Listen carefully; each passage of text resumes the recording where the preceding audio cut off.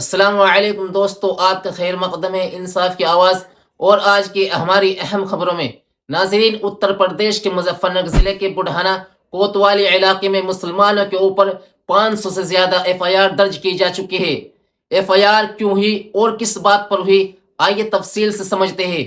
नाजरीन, एक शख्स है अखिल त्यागी, उसने फेसबुक पर एक पोस्ट डाली जिसमें अल्लाह रब्बुल इज़्ज़त की शान में बेहुदा अल्फाज इस्तेमाल किए, जिसकी वजह से मुसलमानों में शदीद गम और गुस्सा फैल गया। मुसलमानों ने इस गुस्ताखी के खिलाफ पुरअमन एहतजाज किया ताकि इंसाफ का मुतालबा किया जा सके और अखिल त्यागी के खिलाफ सख्त कार्रवाई की जाए। एहतजाज की शक्ल में लोगों ने सड़कों पर निकलकर अपने जज्बात का इजहार किया। पुलिस का कहना है कि उस शख्स को हमने गिरफ्तार कर लिया था, लेकिन किसी ने अफवाह फैला दी, उस शख्स को गिरफ्तार नहीं किया। नाजरीन, क्या आपको लगता है कि अफवाह की वजह से लोग रात में सड़कों पर एहतजाज करेंगे? ये एक पुलिस की तरफ से बेबुनियाद बातें हैं। और अगर मुसलमानों की तरफ से एक दो पत्थर फेंक दिया उसकी बंद दुकान के शटर पर या उसके घर पर, फिर क्यों सभी मुसलमानों पर FIR जो प्रोटेस्ट में शामिल थी हुई? ये पुलिस की सरासर जालिमाना कार्रवाई है। और क्या धाराएं लगाई मुसलमानों पर? SSP मुजफ्फरनगर अभिषेक सिंह ने, उन्हीं की जबानी सुनते हैं। जनपद मुजफ्फरनगर में थाना बुढ़ाना में 19 अक्टूबर को एक व्यक्ति द्वारा विवादास्पद पोस्ट कर दिया गया था, जिससे मुस्लिम समुदाय द्वारा यहाँ थाना बुढ़ाना में तहरीर दी गई थी। तहरीर प्राप्त करते ही उस व्यक्ति को तत्काल अरेस्ट कर दिया गया था, परंतु किसी ने यह अफवाह फैला दी कि उस व्यक्ति को पुलिस द्वारा छोड़ दिया गया है, जिसके चलते 500-700 लोग सड़कों पर आ गए थे। उनको समझा बुझा कर वापस भेज दिया गया था। इस प्रकरण में उस व्यक्ति के विरुद्ध तो अभियोग पंजीकृत किया ही गया है, परंतु जो भीड़ जिन्होंने रास्ता जाम किया था और इस समय मीरापुर उपचुनाव की आचार संहिता लागू है, उसका उल्लंघन किया था, उनके विरुद्ध भी पुलिस द्वारा मुकदमा पंजीकृत किया गया है। इसमें फुटेजेस को चेक करते हुए उसके आधार पर विधि सम्मत कार्रवाई की जाएगी। सर, कितने लोगों पर मुकदमा दर्ज किया गया है? क्या कुछ धाराएं हैं?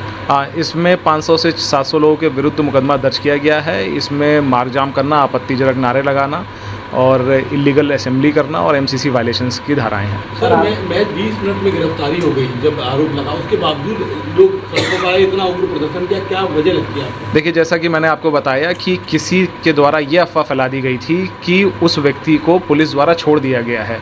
हम इस पर बहुत डिटेल में इन्वेस्टिगेशन कर रहे हैं और जिसने भी अफवाह फैलाई थी उसके विरुद्ध कठोर कार्रवाई की जाएगी। सर, आरोपी की दुकान पर और घर पर भी तोड़फोड़ की गई थी पत्थरबाजी। इसमें हमें उधर से भी एक तहरीर प्राप्त हुई है कि कुछ लोगों ने जो बंद शटर था उस पर कुछ पत्थर फेंके हैं, उस पर भी तत्काल मुकदमा पंजीकृत कर लिया गया है।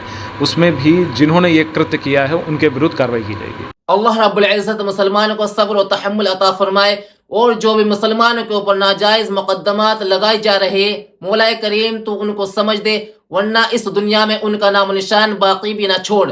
नाजरीन, एक और खबर है उत्तराखंड से। मुसलमानों के मुतालिक चमोली में मुसलमानों खानदानों का इज्तिमाई बायकाट किया जा रहा है। जनाब असदुद्दीन वे साहब ने क्या लिखा, आइए देखते हैं।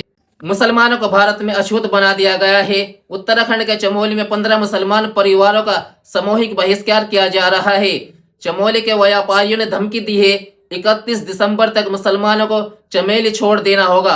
अगर मकान मालिक मुसलमानों को घर देंगे तो 10,000 का जुर्माना देना होगा।